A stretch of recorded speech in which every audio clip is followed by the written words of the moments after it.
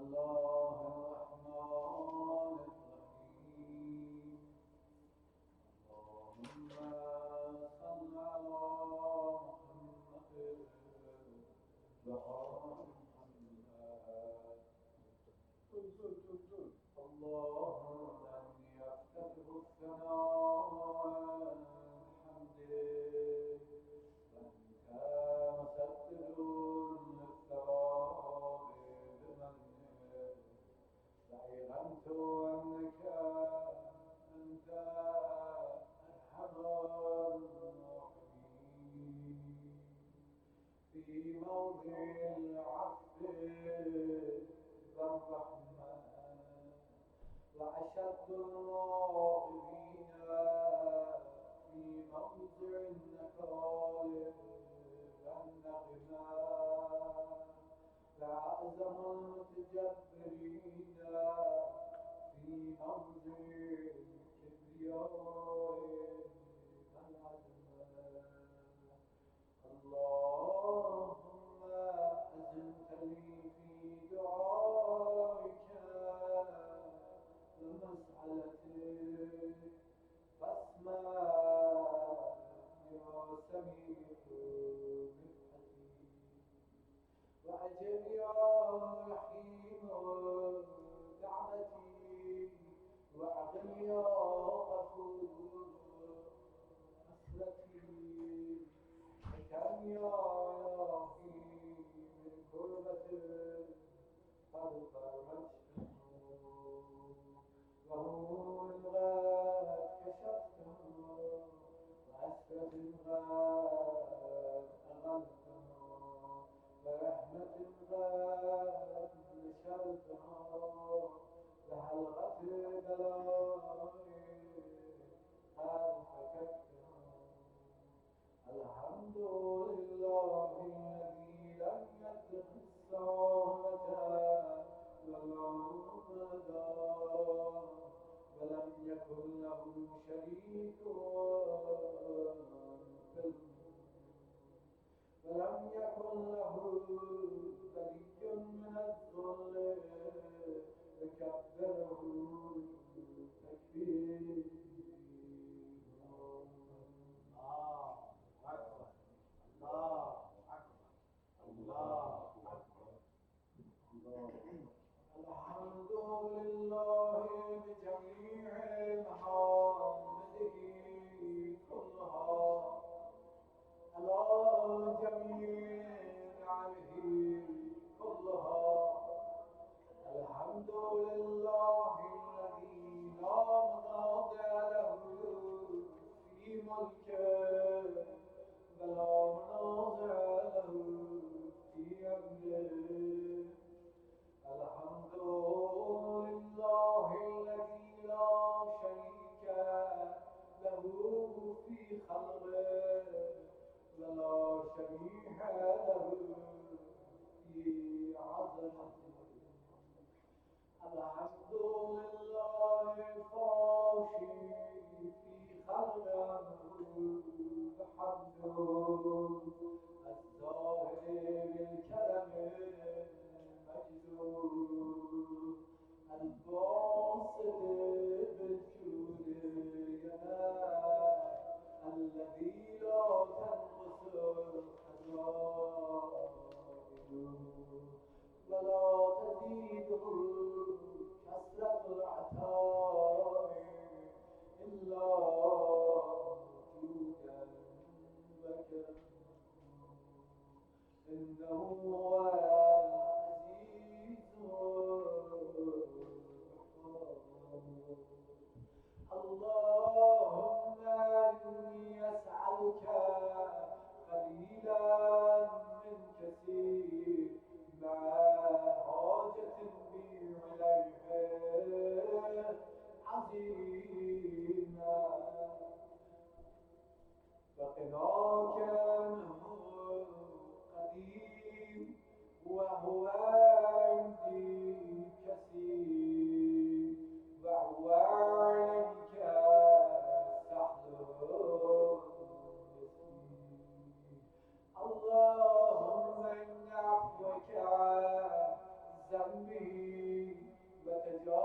إعراضك عن خطيئتي وسفحك عن ظلمي وسترك عن قبيح عملي وعلمك عن كثير جرمي عندما كان من خطري وعني أسمعني في أن أسألك ما استوجبه من الذي رزقتني من رحمتك وعليتني من قدرتك وعرفتني من إجابتك فصرت أدعوك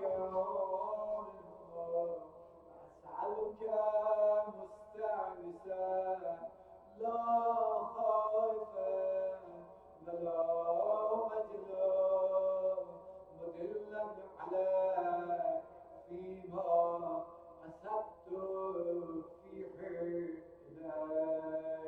فإن ابتعد عني أتت بجهلي عليك لعل الذي عفى عني هو خير لي لعلمك بعاقبة الأمور فلم أرى مولا كريما أسفل على عبد لعين منك عليك يا ربي إنك تدعوني فأولي عنك وتتحبب إلي فأتبقد إليك وتتودد إلي فلا أقبل منك كأن لي التطول عليك فلم يمنعك ذلك من رحمة لي والإحسان إليك وتفضل علي بجودك وكرمك فارحم عبدك الجاهل وجد عليه بفضل إحسان إنك جواد كريم الحمد لله مالك الملك مجري الفلك مسخر الرياح صانع الأسباب ديان الدين رب العالمين الحمد لله على علمه بعد علمه والحمد لله على عفوه بعد قدرته والحمد لله على طول عناته في غضبه وهو قادر على ما يريد الحمد لله خالق الخلق باسط الرزق فارغ الإسباب ذي الجلال والإكرام والفضل والعنان الذي بعد فلا يرى وقرب فشهد النجوى تبارك وتعالى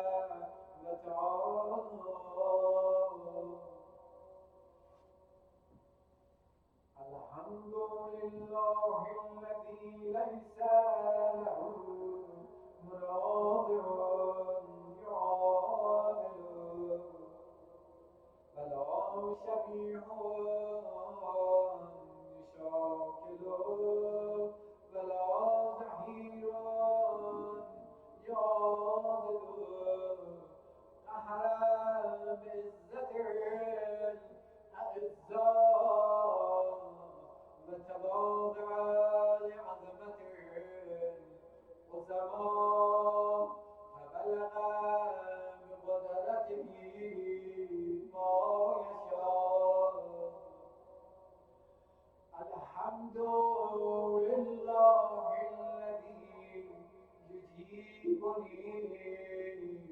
فينا الله ويستر لي كل عورة وعلى أحسي ويعظم نعمة علي فلا مجازي فكم من موهبة علية قد اعطاني وعزيمة وخوفا قد كفاني وبهجة مونقة قد أراني فأثني عليه حامدا واذكره مسبحا الحمد لله الذي لا يحتك حجابه ولا يغلق بابه ولا يرد السائل ولا يخيب آمل الحمد لله الذي يؤمن الخائفين وينجي الصالحين ويرفع المستضعفين ويدع المستكبرين ويخلق الملوكا ويستخلف الآخرين والحمد لله قاسم الجبارين مبين الظالمين مدرك الحارمين نكال الظالمين صريخ المستصرخين موضع حاجات الظالمين معتمد المؤمنين الحمد لله الذي من خشيته ترعد السماء وسكانه وترجف الأرض وأموالها وتموج البحار ومن يسبح في غبرات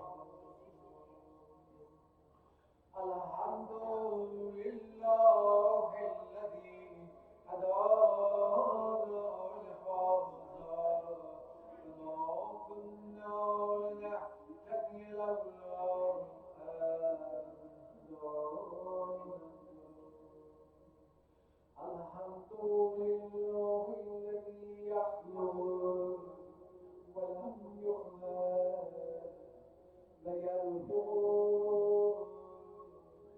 ولا يرزق ويطعم ولا يطعم ويميت الأحياء ويحيي الموتى وهو حي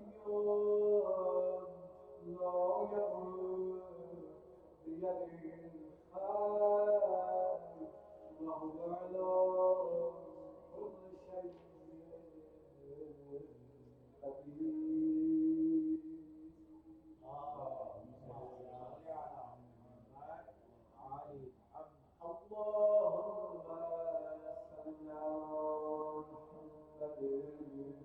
عبدك ورسولك وعبدك وصفيك وحبيبك وخيرتك من خلقك وحافظ سرك ومبلغ رسالتك أفضل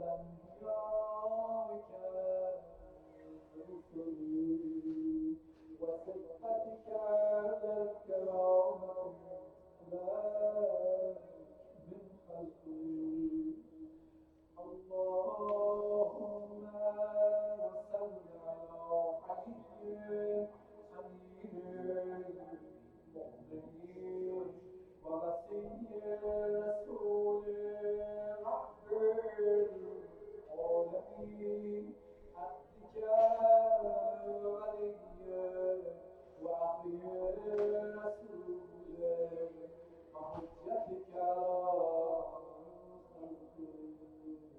رؤيتك الكبرى لم نبر عظيم وصلى على سفينة الطاهرة فاطمة سيدة النساء العالمين وصلى على ست الرحمة وإمام الهدى الحسن والحسين سيد الشباب أهل الجنة وصلى على أئمة المسلمين علي بن الحسين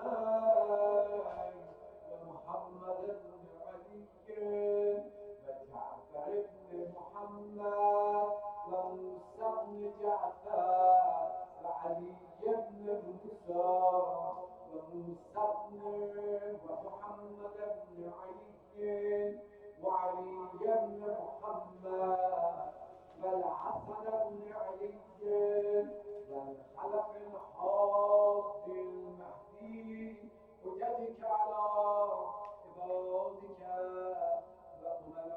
وأمنائك في بلادك صلاة كثيرة دائمة اللهم صل على ولي أمرك القائم المؤمل والعدل المنتظر وحفظه بملائكتك المقربين وأيده بروح القدس يا رب العالمين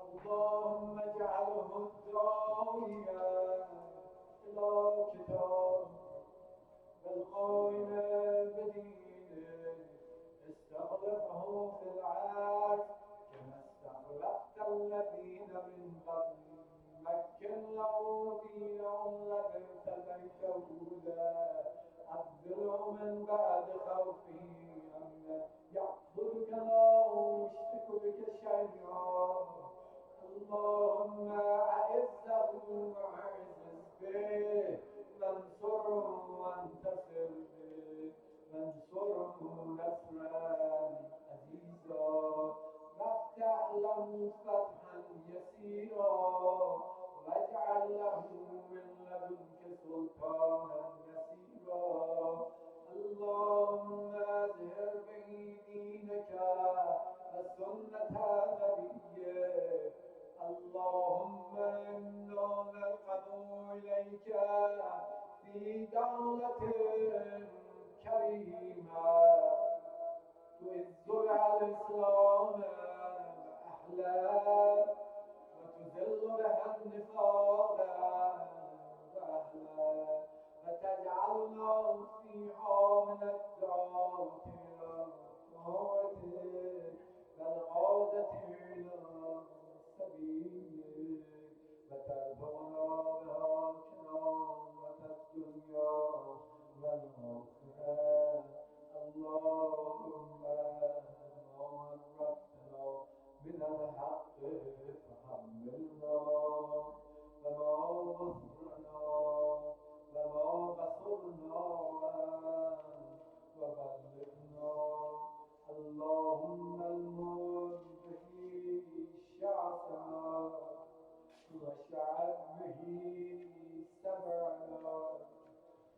واستر به صدقنا وكسر به قلتنا وأعزز به ذلتنا وأقم به عيننا واحشر به مغرنا واحشر به مكرمنا واجبر به فقرنا وسد به خلتنا ويسر به عسرنا وميز به وجوهنا وفك به عصرنا وانجح به كلبتنا وانجز به نوايدنا واستجب به دعوتنا واتنا به سؤلنا وبلغنا به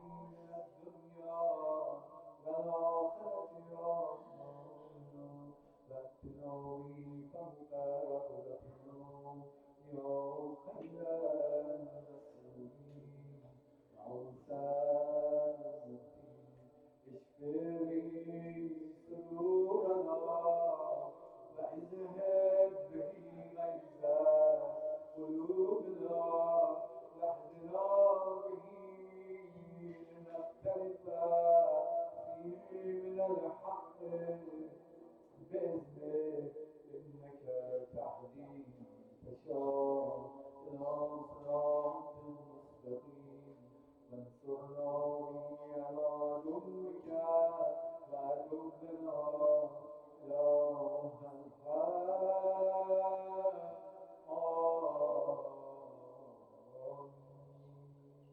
اللهم إنا نشكو إليك فقد نبينا صلواتك عليه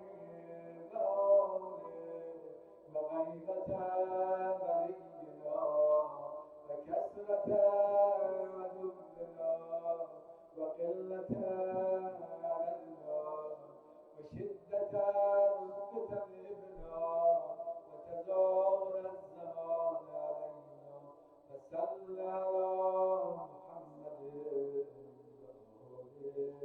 وأعنا على ذلك بفضل منك تؤكد وبضر تكشف ونصر تعز وسلطان حق تظهر ورحمة منك تجلنا وعافية منك تلتنا برحمتك يا أرحم صلوات محمد وآله وسلم اللهم صل على محمد وآل محمد Recite Surah Fatiha.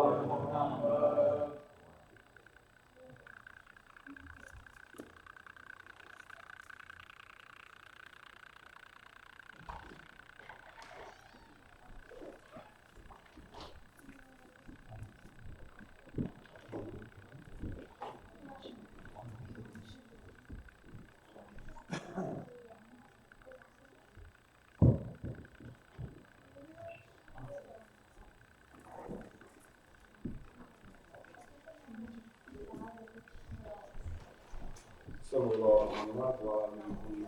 اللهم صل على محمد وآل محمد. Inshallah,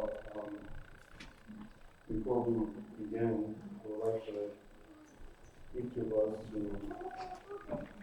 please recite the Surah Fatiha for all of our brothers and sisters who are being oppressed around the world, especially those in Bahrain, those who are in Syria, those who are in Pakistan, Afghanistan, throughout the world where we are all being oppressed just because we say Allah is our Lord, Muhammad is our Prophet, Ali is the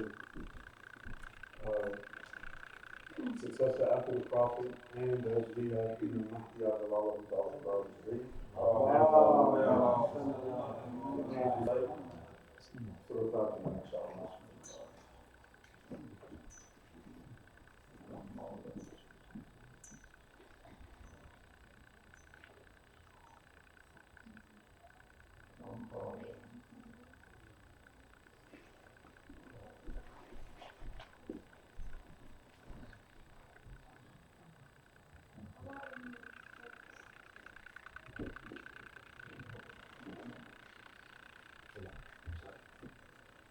أعوذ بالله من الشيطان الرجيم بسم الله الرحمن الرحيم الحمد لله رب العالمين والصلاة والسلام على سيدنا ونبينا وحبيب قلوبنا وشافي أنفسنا أبي القاسم محمد اللهم صل على محمد وآل محمد بيته الطيبين الطاهرين المعصومين الصالحين أما بعد السلام عليكم جميعا ورحمة الله وبركاته. It is indeed a pleasure for me to be with you guys on this beautiful occasion of Ramadan.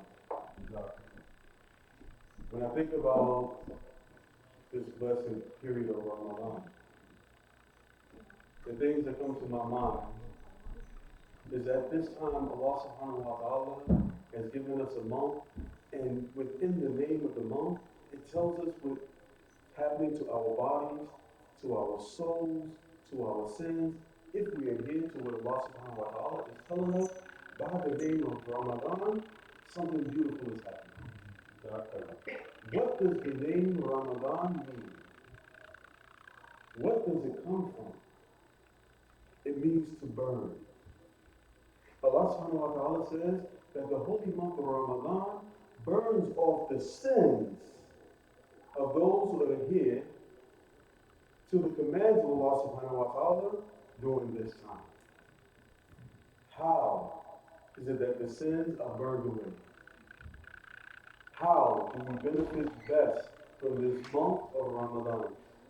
Allah subhanahu wa ta'ala tells us that through His Prophet that during this time, that even when we sleep, Allah subhanahu wa ta'ala is adding blessings to us.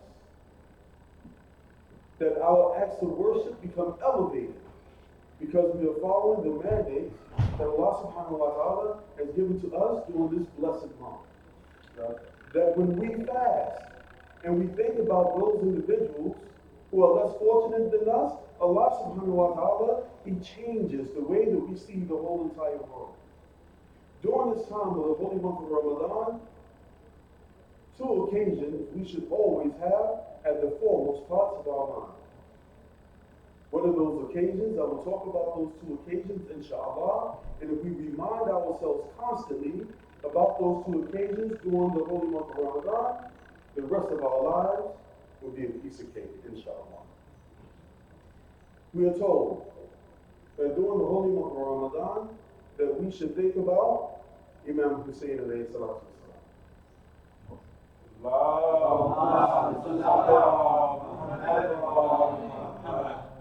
There's so many things that we think about when we think about Imam Hussein alayhi salatu wasalam, but during this holy month of Ramadan, when he was on the plains of Karbala, they cut off the water. The descendants of Rasulullah were deprived of food, they were deprived of water, they were deprived of dignity. But throughout the whole time that they were deprived of those things, Imam Hussein alayhi salatu wasalam, he constantly reminded us of the duty that we have towards Allah subhanahu wa ta'ala, which is to Amr bil Ma'ruf wa Nahy anil Munkar. During this time, when they were starving, when they were oppressed, when they were thirsty, they were still the most gracious of hosts. They were the most kind. They were the most sincere. They were the most upright, the most worshipful to Allah subhanahu wa ta'ala in the worst of all of conditions. Many of us, when we fast during the days, we sit down and we think, man, this 20 minutes is going to take 30 years. But we'll have the opportunity to drink water. Think about it. How does it feel when that first taste of water hits your dry lips? How does it feel when it touches your scorched tongue? How does it feel when it goes down your throat? How does it feel when it hits your belly? It's relief. It's like everything goes away. But what about those who were with Imam Hussein alayhi salatu wasalam? did they get the opportunity to taste the water. Many of them died before they were able to get the water. Many of them died with parched lips. Many of them died with empty bellies. But we, on a night like tonight, here at this center, before we leave, we will have the opportunity to break fast. We will eat the dates. We will drink the water. We will feel happy. But how many of us will still think back to Imam Hussein alayhi salatu wasalam? More importantly than that, how many of us will say to ourselves that when this holy month ends, at the end of the 29th or 30th day, that we will continue to think about Imam Hussein and do Amr bil Ma'ruf and Nahy anil Munkar? How many of us, when we see wrong in the world, are going to say something against it? How many of us are going to speak out against injustice? How many of us are going to write about the injustices? Here in America, we're blessed because many of us, we don't have to stand up and say we're going to give our life for what it is that we believe. But those who were with Imam Hussein alayhi salatu wasalam, while they were fasting involuntarily, they gave of their lives. Why? Because they knew that Allah subhanahu wa ta'ala would reward them. And we talk about them, we think about them, we continue to tell people about them. Why? Because of their obedience towards Allah subhanahu wa ta'ala. The second occasion that Allah subhanahu wa ta'ala tells us through His Prophet that we should think about while we are fasting is the occasion of Qiyamah. Because on the day of Qiyamah, it says that we will thirst. It says that we will be hungry. But more importantly, on that day, who are you going to think about? Allah subhanahu wa ta'ala says in the Quran that the mother will not think about the newborn baby. That the father will not think about the son. That the children will not think about the parents. On that day, all they can think about is, how will my soul be? Will Allah subhanahu wa ta'ala make the angel give me my book of deeds in my left hand? Or will my book of deeds, inshallah, come to me in my right hand? Will I be of those who Allah subhanahu wa ta'ala will be well pleased with?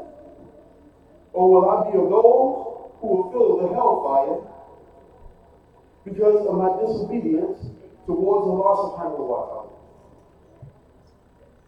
During this blessed month of Ramadan, Allah subhanahu wa ta'ala, He gives us strength.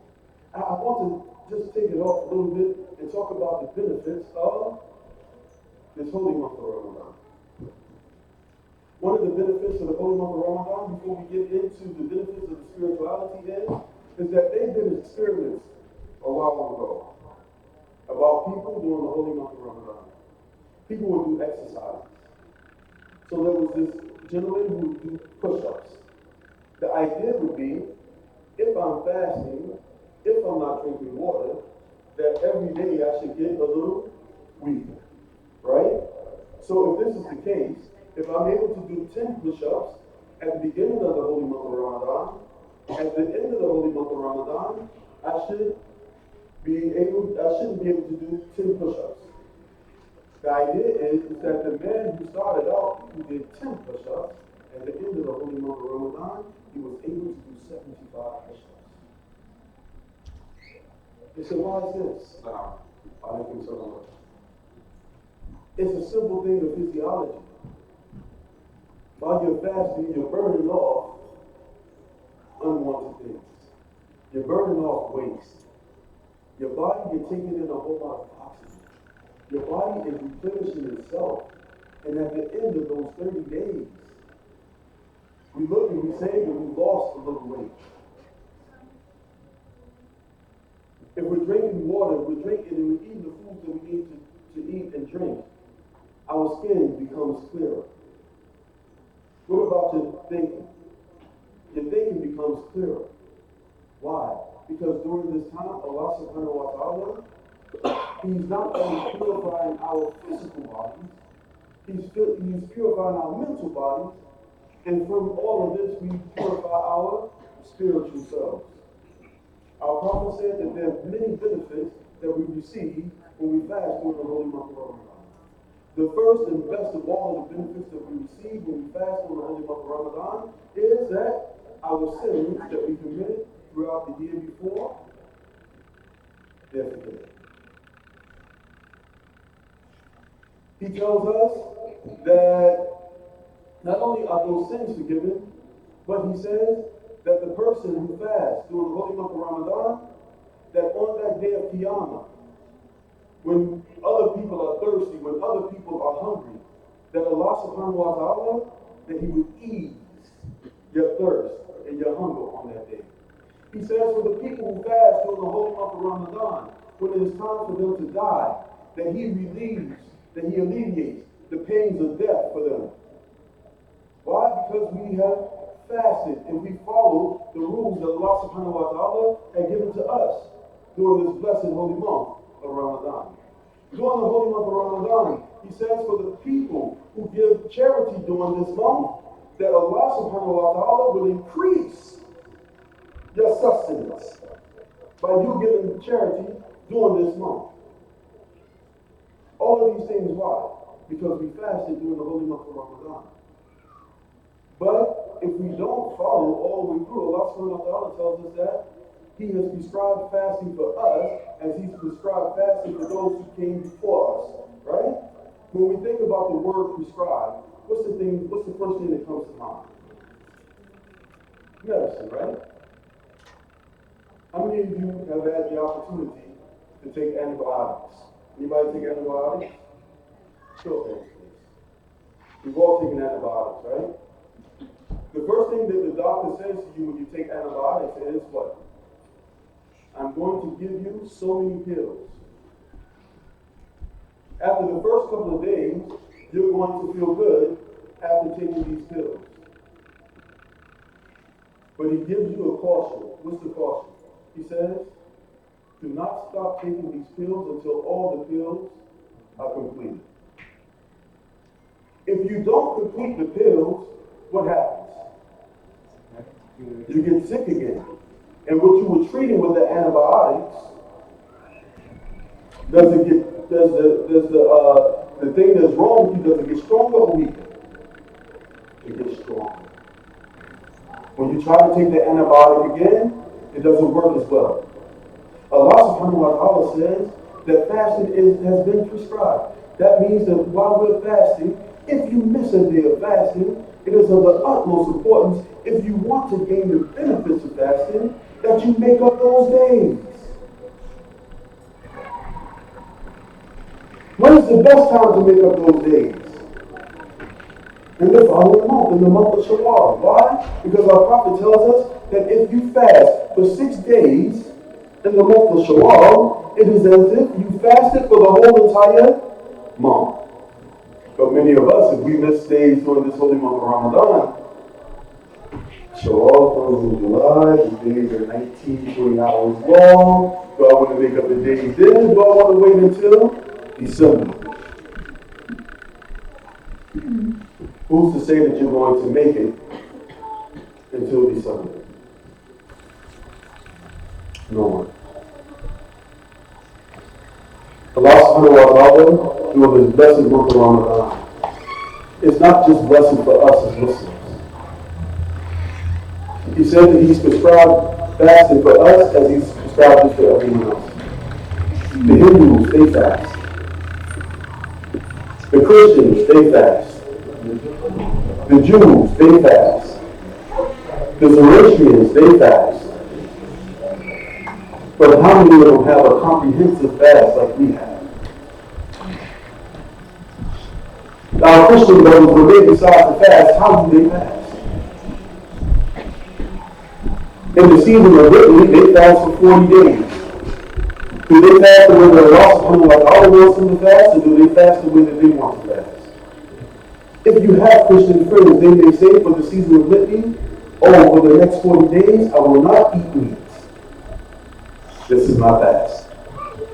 They say for the next 40 days, I will not eat white bread. This is my fast. They say for the next 40 days, I will not eat sweets. This is their fast. But I asked them, you see, for us as Muslims, we follow the sunnah of Rasulullah sallallahu alayhi wa sallam.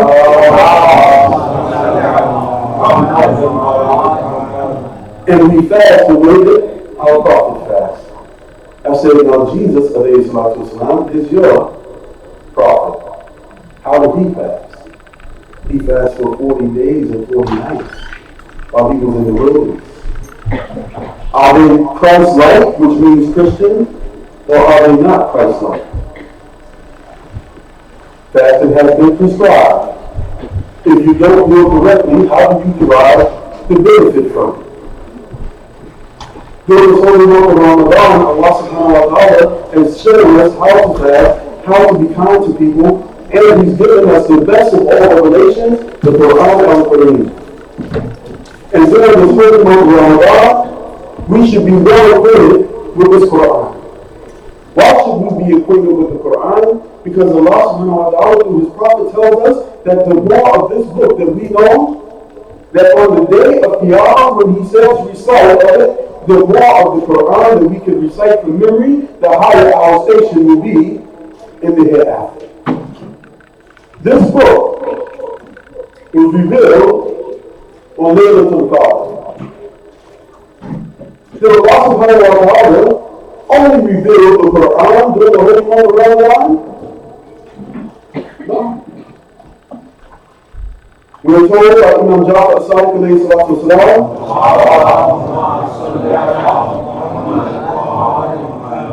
that the Torah was revealed to Nabi Musa alayhi salatu wasalam on the 6th day of Ramadan.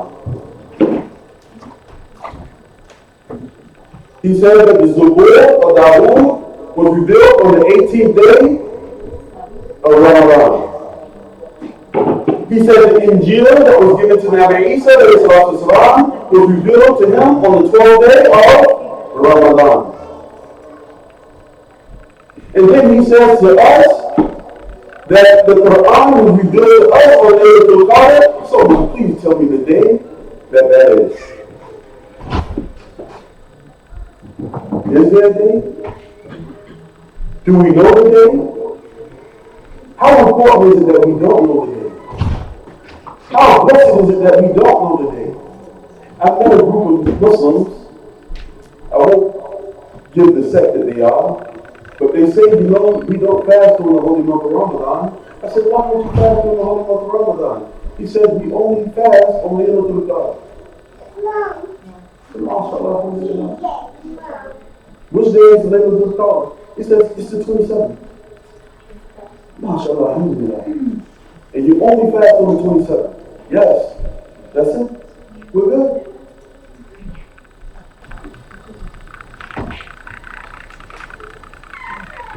What is the beauty of Laylatul Qadr?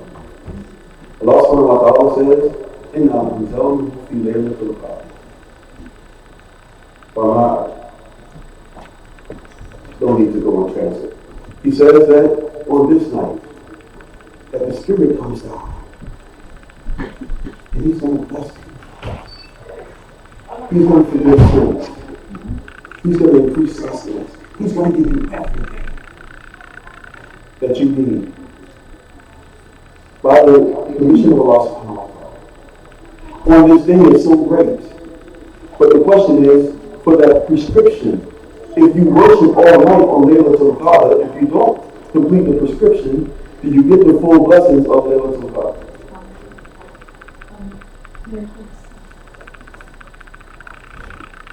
Because Allah subhanahu wa ta'ala says complete the number of days during the fast. So again, if you only fast on Laylatul Qadr, are you actually following the sunnah of Rasulullah? The beauty of this Laylatul Qadr is that it could be the 19th, it could be the 21st, it could be the 23rd, it could be the 25th, it could be the 27th. it could be the 29th day of Ramadan. I'm saying all of this to you guys now because sometimes we as Muslims, the first week of the holy month of Ramadan, we are full of energy. The second week during the holy month of Ramadan, we kind of fall back. Because we say, there's nothing happening. Going into the third week, we have the Shahadat of Khadijah. We have the Battle of Badr. Going into the third week, we're coming into the death of Imam Ali alayhi salatu wasalam. We're coming into the Iftitah. We are all here. We don't miss a night. For the 19th, because we do Amal. For the 21st, because we do Amal. For the 23rd, because we do Amal. What happens on the 25th? Where's everyone? Why are we coming to the masjid then? The 25th. Why are we here? The 27th and the 29th. Why are we abandoned? We only come back for the Eid. Because during our Eid, we say we're going to be rewarded. Allah subhanahu wa ta'ala rewards us. This whole month of Ramadan it shows us life, how we live our life. In the youth of our life, we're exuberant. There's a part of our life when we get lazy. When we become old, sometimes we don't complete the task. But we all are the best reward from Allah subhanahu wa ta'ala. When Allah subhanahu wa ta'ala through his prophet, even up until the day that he died.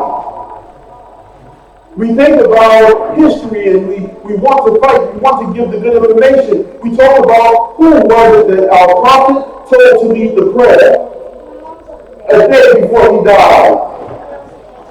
The hadith says that Imam Ali alayhi salatu wasalam and Ibn Abbas led him into the Musalla, but we forget. Before he died, our prophet was doing what? He prayed. And I want to end just a little bit. I think I have just a little bit of time. I know I was all over the place, but I wanted to give you so much information in such a short amount of time. And I would be remiss if I didn't talk about an individual who means a lot to me. And think about him on his deathbed and think about what it is that he given to us as an example. And that is, I want to talk a little bit about the rule for me.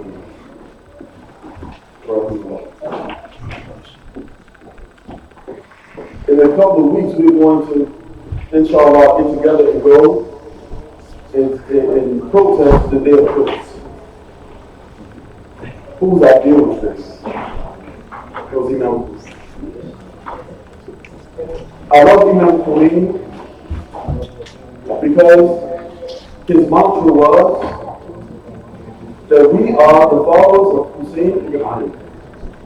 When he was dealing with his revolution, when the Americans and the other folks said, we're not going to give you any food, we're not going to send you any meat, Imam Khomeini said, that's fine, don't worry.